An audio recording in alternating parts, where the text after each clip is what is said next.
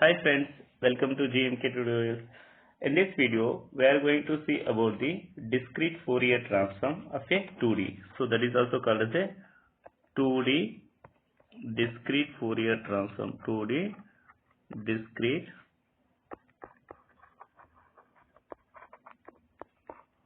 Fourier. So it is also called as a DFT. 2D DFT. So this is a shortcut representation. Okay, let's move on to the topic. So the formula for 2D DFT is nothing but it can be represented as f of u comma v. F of u comma is nothing but two independent variables. Two independent variables. So that's why it is called as a 2D transform. So generally this 2D DFT means a discrete Fourier transform. In the last video we discussed about the continuous Fourier transform. Now it is nothing but discrete. Instead of integration we are using a summation. So for 1D of a discrete variable we are using only one summation. Here it is nothing but two independent variables. So that's why you have to use two summations. So it starts from x is equal to 0 to m minus 1. At the same time y is equal to 0 to n minus 1. Here f of t is nothing but it is nothing but two-dimensional function in case of the 2D. Therefore that can be represented as f of x comma y. So generally e power minus j2 pi format, right? E power minus j2 pi 2 pi. Here ux by m plus vy by n.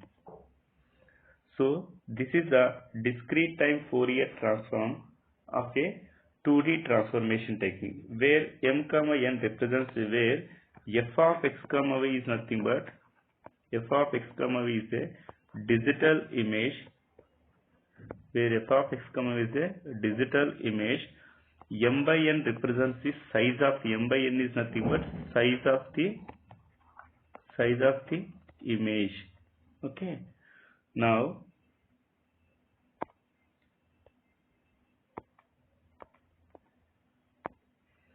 size of the image. So the inverse discrete Fourier transform equation, inverse discrete Fourier transform, inverse DFT equation is nothing but, inverse discrete Fourier transform is nothing but f of x comma y, f of x comma y is equal to 1 by mn summation.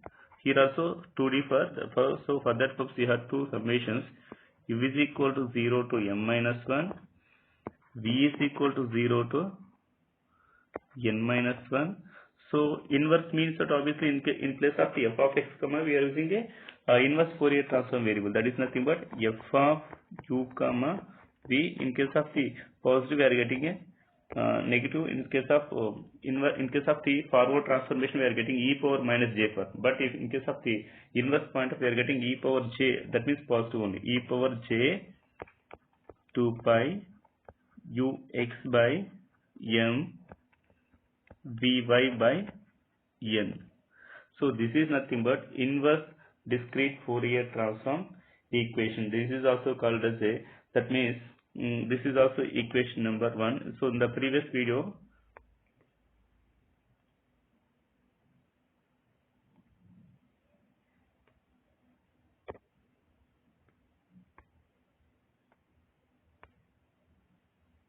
so inverse Fourier transform. Okay, so these two, that means forward transformation, inverse transforms are generally called as a discrete Fourier transform types.